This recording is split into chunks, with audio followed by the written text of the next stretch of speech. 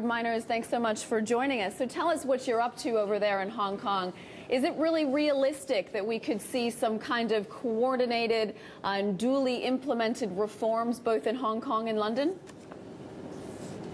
Well, we're going to see a global reform, which is being driven by the bankers through BAL and through the IMF and the Financial Stability Board to raise the requirements for capital, both quantity and quality of capital, and set new guidelines and minimum requirements for liquidity management. We must make the world's banking system more resilient to shock and more able to withstand failure without damaging the whole system. Lord Myners, it's really very difficult here, isn't it, to actually come up with a concrete set of proposals which will please all the people. I mean, for one thing, we've got Michel Barnier, EU's Financial Service Commissioner, we've just been talking about that, wanting a levy on banks worldwide or even financial transactions. The Americans going another route. Which way is it going to fall?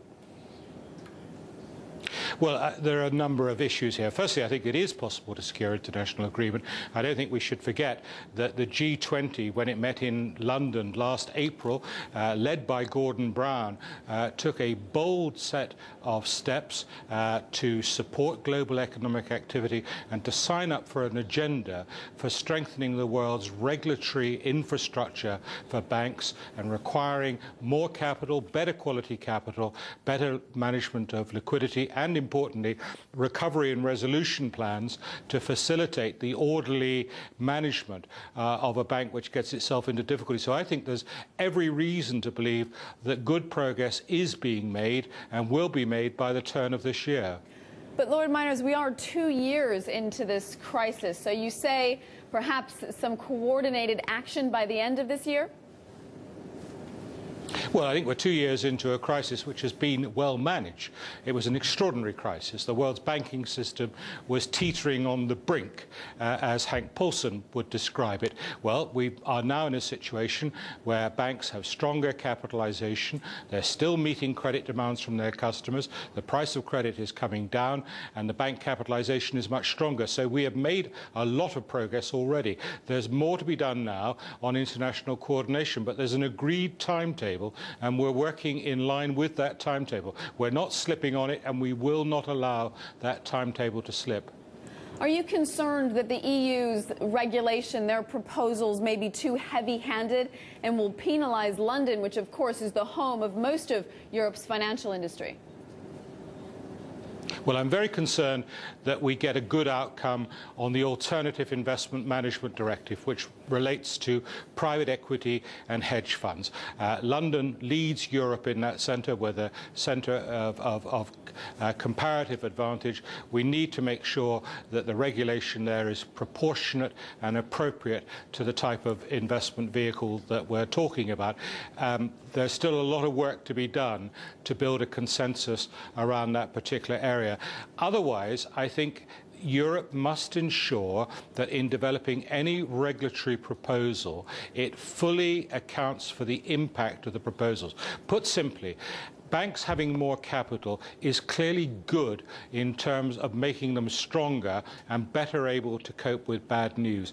But capital costs money, and that has to be passed on to customers. So we need an impact assessment from any proposal from the European Commission to ensure that we fully understand the consequences for the economy. Otherwise, we're going to limit the availability of credit or push up the cost of credit to unacceptably high levels if we make the wrong judgments on setting capital requirements. Yeah, capital requirements are one thing, Lord Myners, but, you know, we look at this crisis, we've had so many things come straight out of left field with regard to it. And, I mean, even this week, we've had bankers and regulators actually being summoned by the EC to discuss what's been going on in Greece and how these sovereign debt credit default swaps actually have been managed as well. So, you know, what do you propose there?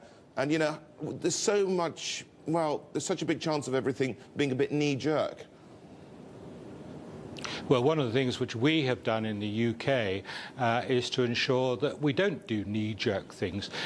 We have created a new Council for Financial Stability, which meets regularly, bringing together the Treasury, the Bank of England, and the Financial Services Authority. We publish the minutes of those meetings so that people can see the focus of attention of government and the regulators and the central bank in terms of where risk lies. We've also required the FSA to submit regular returns to the Chancellor of the Exchequer on innovation in financial markets and where that innovation could lead to new sources of risk. So we are taking actions to preempt problems, to anticipate them arising. I don't think we're doing anything which can be described as knee-jerk.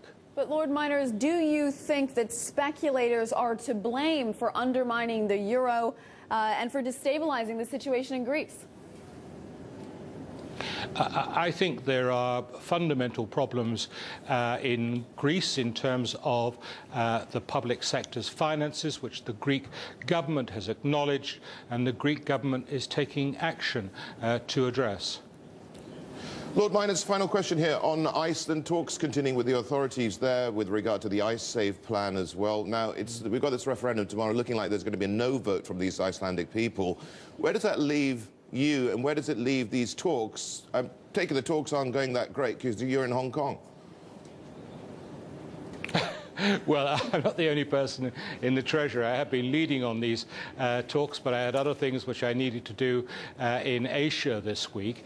We're very clear that we stepped in to make good the position of UK and Dutch depositors against the guarantees that the Icelandic deposit scheme should have had in place to protect depositors with Icelandic banks. So no depositor in the Netherlands or the UK suffered as a result of the failure of the Icelandic banks. But we now, in turn, need to be made good by the Icelandic scheme. We're making good progress in discussion, but it is difficult. There are very fine judgmental calls to be made here, right. But they're being handled at the moment from London. Lord Paul Myners, Financial Services Secretary to the Treasury, thank you so much for joining us.